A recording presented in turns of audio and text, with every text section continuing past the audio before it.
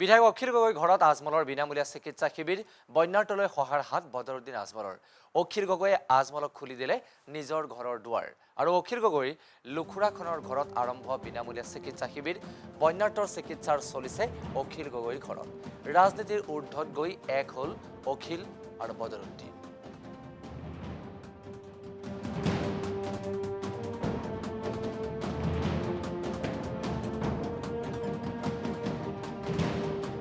Foundation আৰু হাম হস্পিটেলক ধন্যবাদ জনাব বিচাৰিছোঁ। এই সময়ছোৱাত যোৰহাট চৰাইদেউ শিৱসাগৰ জিলাত যি ভয়াৱহ বানপানী হৈছে আপোনালোকে কণ্টিনিউৱাছলি আজিৰ সৈতে 6 দিন হ'ল যথেষ্ট কষ্ট কৰি আছে। আজমল ফাউণ্ডেশ্যনৰ তৰফৰ পৰা যথেষ্ট সা সামগ্ৰীও ৰাইজক বিতৰণ কৰা হৈছে। আমাৰ বাবেও আচলতে সা সামগ্ৰীও তেখেতসকলে পঠিয়াইছে মৰিয়নি সমষ্টিৰ বাবে।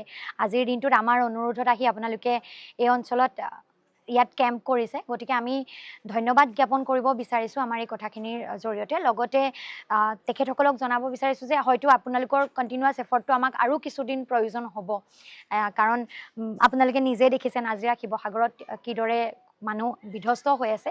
গতিকে আমি আশা কৰিছোঁ যে এই সময়ছোৱাত আপোনালোকে যিদৰে প্ৰয়াস কৰি আছে অনাগত দিনবোৰতো প্ৰয়াস কৰি যাব। আমি বুজি পাওঁ যথেষ্ট কষ্ট হৈছে ৰাইজৰ মাজত থাকি কাম কৰিবৰ সময়ত। হয়তো আমি নিজেই গম পাইছোঁ কিমান বেছি প্ৰত্যাহ্বানৰ মাজেৰে সকলো যাব লগা হৈছে, কিন্তু এই সময়ছোৱাত সমগ্ৰ অসমৰ ৰাইজে মিলি জুলি একত্ৰিত হৈ ইজনে সিজনক যে সহায় কৰিছে, সহায়ৰ হাত আগবঢ়াইছে, এইটো খুব এটা ভাল নিদৰ্শন অনাগত দিনবোৰৰ বাবে ভাল এক্সাম্পল।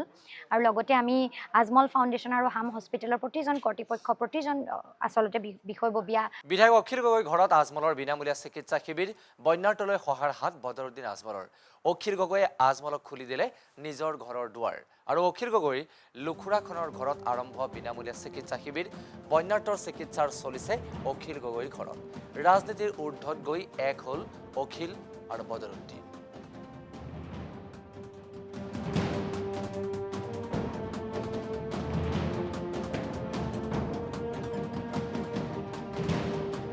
ফাউণ্ডেশ্যন আৰু হাম হস্পিটেলক ধন্যবাদ জনাব বিচাৰিছোঁ।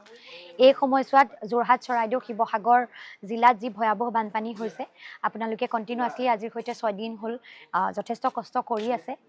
আজমল ফাউণ্ডেশ্যনৰ তৰফৰ পৰা যথেষ্ট সা সামগ্ৰীও ৰাইজক বিতৰণ কৰা হৈছে। আমাৰ বাবেও আচলতে সা সামগ্ৰীও তেখেতসকলে পঠিয়াইছে মৰিয়নি সমষ্টিৰ বাবে।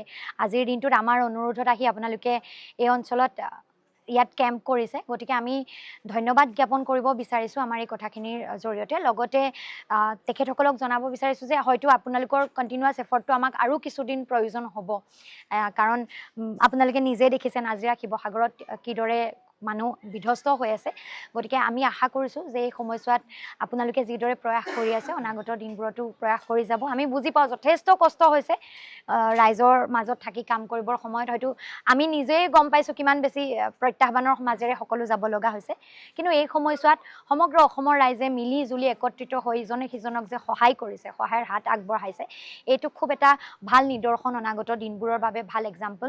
আৰু লগতে আমি আজমল ফাউণ্ডেশ্যন আৰু হাম হস্পিটেলৰ প্ৰতিজন কৰ্তৃপক্ষ প্ৰতিজন আচলতে বিষয়ববীয়া